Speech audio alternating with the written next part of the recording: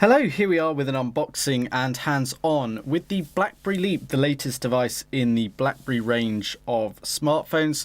Now, BlackBerry have of late perhaps been given a bit of a bad name by the fact that their devices perhaps aren't all singing, all dancing, and really to everyone's taste. But they do have a lot of great devices out there. The Passport and the Classic are very focused on what they do, and the users that have adopted them like them very much. And the Leap has come into the mix to sort of sit in the mid-range, and it's really designed for those who are perhaps sort of looking for a functional device that allows them to just get work done on the go, but like the touchscreen rather than the physical keyboard. So here we have the UK spec retail packaging. It's in shadow grey, and it's the STR 100 model that we have here. So if we open this up and show you what we get, we have the BlackBerry Leap handset, which we'll come back to in a moment. And in the box here, we have some documentation, so little quick start guide, some more sort of regulatory information, little piece here promoting the Qualcomm Snapdragon processor inside.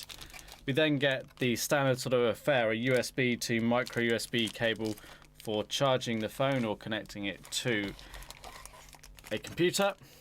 We then have a fairly basic set of in-ear headphones, 3.5mm jack with inline microphone, not particularly exciting. There is a clip there for the clothing as well.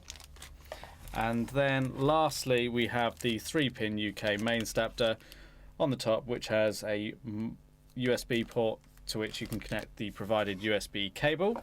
Okay, so looking at the BlackBerry Leap itself then. So it's quite a big touchscreen device, sort of a standard sort of slab looking smartphone. That's because it's got a 5-inch display with a resolution of 1280 by 720.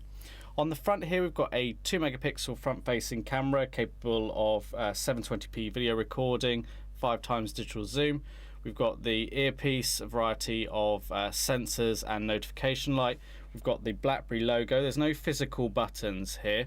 They're all built into the software. On the bottom of the device, we have the micro USB port and a microphone. On the right side of the device, we have the volume up and down keys, and then in between that is the BlackBerry Assistant button. On the top, we have another microphone, we have the main power button, and a 3.5mm headphone jack. On the left side, we have a cover, and under this cover is the micro SD card slot and the SIM card slot as well there, so you can expand the storage. Built into this phone is 16 gig of internal storage, so you can up that via the micro SD card slot. If we flip it over to the back, we've got this textured back cover with the BlackBerry logo very prominent on there. We've got kind of like a gunmetal grey colour. We've got the loudspeaker down here, and at the top here we've got an 8-megapixel camera with autofocus LED flash capable of 1080p video recording. So we have already set this up briefly, and if you've not seen a BlackBerry 10 device before, it's quite different to BlackBerry devices of old. It's designed to be interacted with via the touchscreen, but it does have capability for the keyboards as well, as in the BlackBerry Classic and the BlackBerry Passport. Whilst it looks quite different to sort of the iOS or Android operating systems, a lot of what you get here is very similar. And although this is a BlackBerry operating system with their own app store via BlackBerry World, they have pre-installed Amazon App Store, and BlackBerry 10 can run Android apps, which means the app availability argument, which has often put a lot of people off, is no longer really the case, because a vast number are available via Amazon App Store. And I've seen over the last couple of years just how they have developed, and apps that previously weren't available are now. You've got things like Documents to Go, Maps, you've got your web browser, you've of course got BBM, because that's what BlackBerry is famous for. You've got integration for Evernote, you've got a file manager, LinkedIn, Facebook, Twitter, Foursquare. Of course, you've got music facilities on here as well. ability to connect to Dropbox, YouTube, you've got NFC built in here, you've got the phone, of course, you've got password manager, and that's something that this is all about. This is designed for those sort of primarily in corporate environments and who want something quite secure. And of course, BlackBerry has always been designed to be secure due to the way that it's kind of been developed. So down the bottom here, we've got a search button that we can use, and that's part of the BlackBerry Assistant. Now, it hasn't been properly set up here at the moment, but you can talk to it, and you can use the button on the side here as well. So if I was to press the button, it loads into the voice assistant there. So it's not going to work because we're talking gibberish to it really, but you can do things such as make a call, set a reminder, create a note, send an email, and it's pretty good actually. We can jump into the camera here. Of course, we've got front and rear cameras, and we've got video recording at 1080p. We've got a variety of settings, not loads of settings as you might see on an Android device, but it's all neatly laid out in this touch sensitive screen.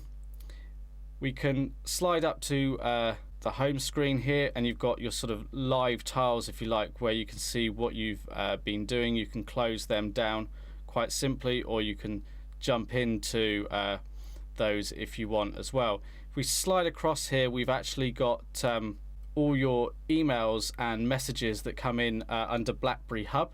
So you can organize them by different things here. So you'll see that I've got my Gmail, I've got my Clove emails on here as well, and I can view them individually or together depending on how I want to interact with the device there.